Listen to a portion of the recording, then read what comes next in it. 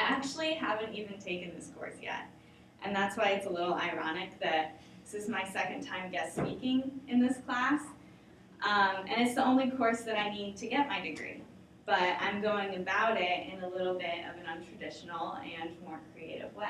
Well, there's this school in Paris called ESCE that we have an exchange program with, and I got accepted to the program, which I would have been the first master's student from Coastal to be in this program. And then right after that, I lost my funding and I lost my ability to take a loan. So with my unique situation, I had to come up with a unique solution. So I used this $15,000 that I didn't have as a catalyst, and I told my story. I saw brand strategy as something that could be very valuable to take in a different country, given that I've shopped here my whole life.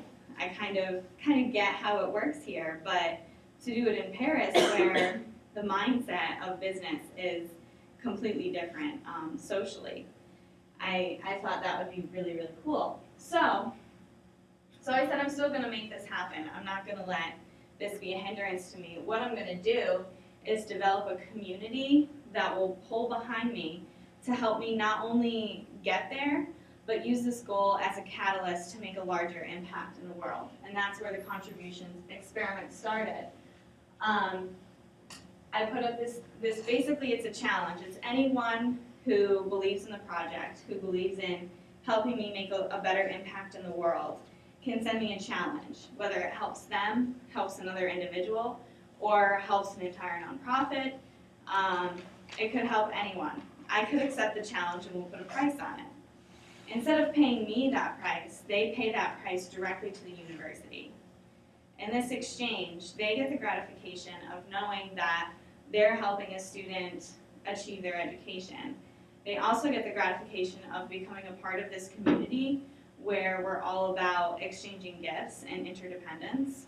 And then we get the gratification together of working together on something and really developing a relationship where there may not have been one.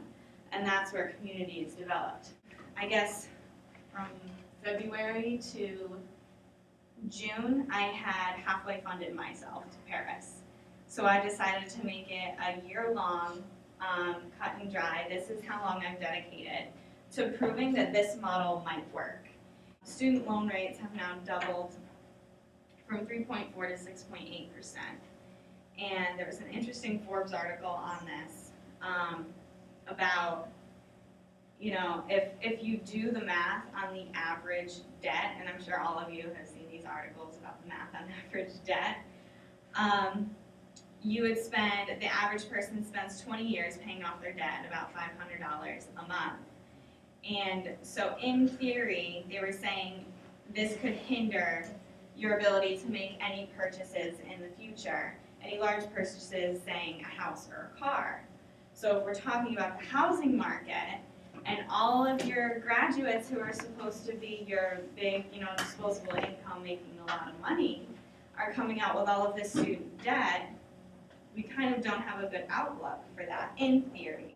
You'd say, yes, it's more efficient to just get a loan or to just write an essay for a scholarship or that kind of thing. Going from the pre-industrial revolution where efficiency was everything to all of a sudden we're in the knowledge economy. And now our motivation for anything that we do is an equation of several of these things. And so creation, challenge, meaning, identity, pride, which is all encompassed in the contribution experiment, is now what's important to us, right? So we're more willing, and other people are more willing to take something that's more meaningful rather than more efficient.